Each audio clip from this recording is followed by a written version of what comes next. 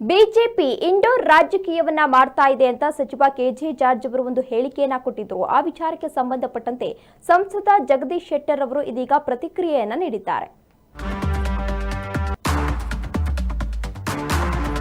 BJP indoor ರಾಜಕೀಯವನ್ನ ಮಾಡ್ತಾ ಇದೆ ಅಂತ ಸಚಿವ ಕೆಜೆ ಜಾರ್ಜ್ ಅವರು ಒಂದು ಹೇಳಿಕೆಯನ್ನ ಕೊಟ್ಟಿದ್ರು. ಆ ವಿಚಾರಕ್ಕೆ ಸಂಬಂಧಪಟ್ಟಂತೆ ಇದೀಗ ಹುಬ್ಬಳ್ಳಿಯಲ್ಲಿ ಸಂಸದ ಜಗದೀಶ್ ಶೆಟ್ಟರ್ ಅವರು ರಿಯಾಕ್ಟ್ ಮಾಡಿದ್ದಾರೆ. ಕಾಂಗ್ರೆಸ್ನವರು ಯಾವ ಕಾಲದಲ್ಲಿ ಇದ್ದಾರೋ ನನಗಂತೂ ಗೊತ್ತಾಗ್ತಾ ಇಲ್ಲ. ಕಾಂಗ್ರೆಸ್ನವರಿಗೆ ಅಧಿಕಾರದ ಮದ ಏರಿದೆ, ಅಧಿಕಾರದ ಮದದಲ್ಲಿ ತೇಲ್ತಾ ಇದ್ದಾರೆ. ಪ್ರಜಾಪ್ರಭುತ್ವ ವ್ಯವಸ್ಥೆಯಲ್ಲಿ ಅಧಿಕಾರ ನಡೆಸ್ತಾ ಇದೆ. ಬಿಜೆಪಿ ಹಾಗೂ ಮಿತ್ರ ಪಕ್ಷಗಳು 20 ರಾಜ್ಯದಲ್ಲಿ ಈಗಾಗಲೇ ಅಧಿಕಾರದಲ್ಲಿವೆ. ಬಿಜೆಪಿ ನೇರ ಚುನಾವಣೆಯಲ್ಲಿ ಗೆದ್ದು ಅಧಿಕಾರಕ್ಕೆ ಬಂದಿದೆ ಅಂತ ತಿಳಿಸಿದ್ದಾರೆ. ಮಾಜಿ ಸಿಎಂ ಜಗದೀಶ್ ಶೆಟ್ಟರ್ ಇದೀಗ ಕಾಂಗ್ರೆಸ್ ಸರ್ಕಾರದ ವಿರುದ್ಧ ಒಂದು ಆಕ್ರೋಶವನ್ನ ವ್ಯಕ್ತಪಡಿಸಿದ್ದಾರೆ. ಅಂದ್ರೆ ಇತ್ತೀಚೆಗೆ ಕೆಜೆ ಜಾರ್ಜ್ ಅವರು ಒಂದು ಹೇಳಿಕೆಯನ್ನ ಕೊಟ್ಟಿದ್ರು. ಕಳೆದ ಲೋಕಸಭಾ ಚುನಾವಣೆ ವೇಳೆ ಮಹದೇವಪುರ ಕ್ಷೇತ್ರದಲ್ಲಿ ನಡೆದಿರುವ ಮತಗಳವು ಕೇವಲ ಕಾಂಗ್ರೆಸ್ ಪಕ್ಷಕ್ಕೆ ಮಾತ್ರವಲ್ಲ, ಪ್ರಜಾಪ್ರಭುತ್ವಕ್ಕೆ ಮಾರಕ. ಹಿಂಬಾಗಿಲ ಮೂಲಕ ಅಧಿಕಾರವನ್ನ ಹಿಡಿಯುವ ಬಿಜೆಪಿಗೆ ಕರ್ನಾಟಕದಲ್ಲಿ ಯಾವತ್ತೂ ಕೂಡ ಜನಾದೇಶ ಸಿಕ್ಕಿಲ್ಲ.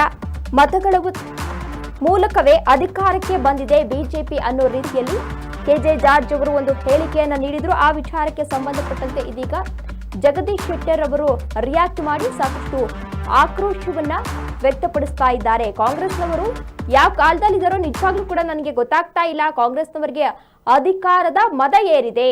ಬಿಜೆಪಿ ಹಾಗೂ ಮಿತ್ರ ಪಕ್ಷಗಳು 20 ರಾಜ್ಯದಲ್ಲಿ ಈಗಾಗಲೇ ಅಧಿಕಾರದಲ್ಲಿವೆ. ಬಿಜೆಪಿ ನೇರ ಚುನಾವಣೆಯಲ್ಲಿ ಗೆದ್ದು ಅಧಿಕಾರಕ್ಕೆ ಬಂದಿದೆಯೋ ಹೊರತು ಮತಗಳ್ಳತನದಿಂದ ಅಧಿಕಾರಕ್ಕೆ ಬಂದಿಲ್ಲ ಅಂತ ಮಾಜಿ ಸಿಎಂ ಜಗದೀಶ್ ಶೆಟ್ಟರ್ ಅವರು ಕೆಜೆ ಜಾರ್ಜ್ ಅವರಿಗೆ ಒಂದು ಕೌಂಟರ್ ಕೊಟ್ಟಿದ್ದಾರೆ.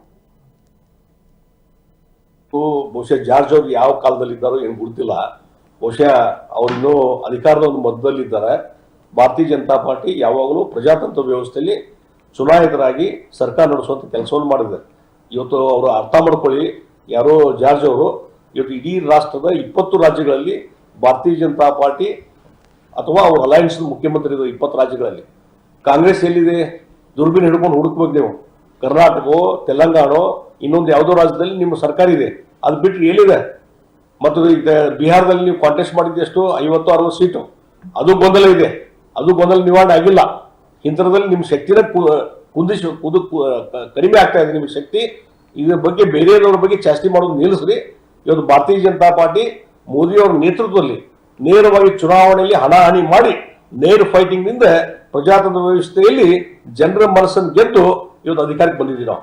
ನೋಡಿ, ಇವರು ಬಹುಶಃ ಜಾರ್ಜ್ ಅವರು ಯಾವ ಕಾಲದಲ್ಲಿ ಇದ್ದಾರೋ ಏನು ಗೊತ್ತಿಲ್ಲ.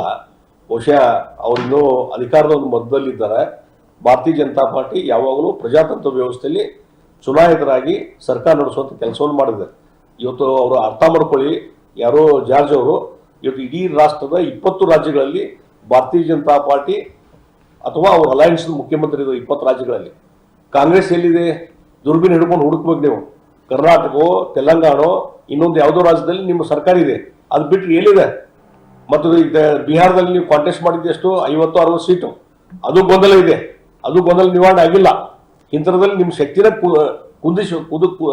ಕಡಿಮೆ ಆಗ್ತಾ ಇದೆ. ನಿಮ್ಮ ಶಕ್ತಿ ಇದ್ರ ಬಗ್ಗೆ ಬೇರೆಯವರ ಬಗ್ಗೆ ಚಾಸ್ತಿ ಮಾಡೋದು ನಿಲ್ಲಿಸ್ರಿ. ಇವತ್ತು ಭಾರತೀಯ ಜನತಾ ಪಾರ್ಟಿ ಮೋದಿಯವರ ನೇತೃತ್ವದಲ್ಲಿ ನೇರವಾಗಿ ಚುನಾವಣೆಯಲ್ಲಿ ಹಣಾಹಣಿ ಮಾಡಿ ನೇರ ಫೈಟಿಂಗ್ ನಿಂದ ಪ್ರಜಾತಂತ್ರ ವ್ಯವಸ್ಥೆಯಲ್ಲಿ ಜನರ ಮನಸ್ಸನ್ನು ಗೆದ್ದು ಇವತ್ತು ಅಧಿಕಾರಕ್ಕೆ ಬಂದಿದ್ದೀವಿ ನಾವು. ಇದಿಷ್ಟು ಜಗದೀಶ್ ಶೆಟ್ಟರ್ ಅವರು ಹೇಳ್ತಾ ಇರುವಂತಹ ವಿಚಾರ ಆಗಿದೆ. ಅಂದ್ರೆ ಸರ್ವಜ್ಞ ನಗರ ಕ್ಷೇತ್ರದ ಬಾಣಸವಾಡಿಯಲ್ಲಿ ಕೆಪಿಸಿಸಿ ವತಿಯಿಂದ ಒಂದು ಕಾರ್ಯಕ್ರಮವನ್ನು ಹಮ್ಮಿಕೊಳ್ಳಲಾಗಿತ್ತು. ಮತಗಳವು ವಿರುದ್ಧದ ಸಹಿ ಸಂಗ್ರಹ ಅಭಿಯಾನದಲ್ಲಿ ಕೆಜೆ ಜಾರ್ಜ್ ಅವರು ಕೂಡ ಪಾಲ್ಗೊಂಡಿದ್ರು. ಅಂತಹ ಸಂದರ್ಭದಲ್ಲಿ ಕೆಲವೊಂದು ವಿಚಾರಗಳನ್ನ ಪ್ರಸ್ತಾಪ ಮಾಡಿದ್ರು. ಕಳೆದ ಲೋಕಸಭಾ ಚುನಾವಣೆ ವೇಳೆ ಮಹದೇವಪುರ ಕ್ಷೇತ್ರದಲ್ಲಿ ನಡೆದಿರುವಂತಹ ಮತಗಳವು ಏನಿದೆ ಅದು ಕೇವಲ ಕಾಂಗ್ರೆಸ್ ಪಕ್ಷಕ್ಕೆ ಮಾತ್ರವಲ್ಲ, ಪ್ರಜಾಪ್ರಭುತ್ವಕ್ಕೆ ಮಾರಕ. ಹಿಂಬಾಗಿಲ ಮೂಲಕ ಬಿಜೆಪಿ ಗೆದ್ದಿದೆ. ಅಂದ್ರೆ ಮತಗಳ್ಳತನದ ಮೂಲಕ ಬಿಜೆಪಿ ಗೆದ್ದು ಅಧಿಕಾರದ ಚುಕ್ಕಾಣಿಯನ್ನ ಹಿಡಿದಿದೆ ಅನ್ನೋ ರೀತಿಯಲ್ಲಿ ಈಗಾಗಲೇ ಆಕ್ರೋಶವನ್ನ ವ್ಯಕ್ತಪಡಿಸಿದ್ರು. ಅದೇ ವಿಚಾರಕ್ಕೆ ಸಂಬಂಧಪಟ್ಟಂತೆ ಇವತ್ತು ಹುಬ್ಬಳ್ಳಿಯಲ್ಲಿ ಸಂಸದ ಜಗದೀಶ್ ಶೆಟ್ಟರ್ ಅವರು ರಿಯಾಕ್ಟ್ ಮಾಡಿ ಕಾಂಗ್ರೆಸ್ ಸರ್ಕಾರದ ವಿರುದ್ಧ ಸಾಕಷ್ಟು ಆಕ್ರೋಶವನ್ನ ವ್ಯಕ್ತಪಡಿಸ್ತಾ ಇದ್ದಾರೆ. ಅಂದ್ರೆ ಕಾಂಗ್ರೆಸ್ ಸರ್ಕಾರದವರು ಯಾವ ಕಾಲದಲ್ಲಿ ಇದ್ದಾರೋ ನಮಗಂತೂ ನಿಜವಾಗ್ಲೂ ಗೊತ್ತಿಲ್ಲ. ಕಾಂಗ್ರೆಸ್ನವರಿಗೆ ಈಗ ಅಧಿಕಾರದ ಮದ ಏರ್ದಂತೆ ಕಾಣಿಸ್ತಾ ಇದೆ. ಅವರ ಬೊಕ್ಕಸದಲ್ಲಿ ಸ್ವಲ್ಪವೂ ಕೂಡ ಹಣ ಇಲ್ಲ ಅಂತ ಕಾಂಗ್ರೆಸ್ ಸರ್ಕಾರದ ವಿರುದ್ಧ ಆಕ್ರೋಶವನ್ನ ವ್ಯಕ್ತಪಡಿಸಿದ್ದಾರೆ.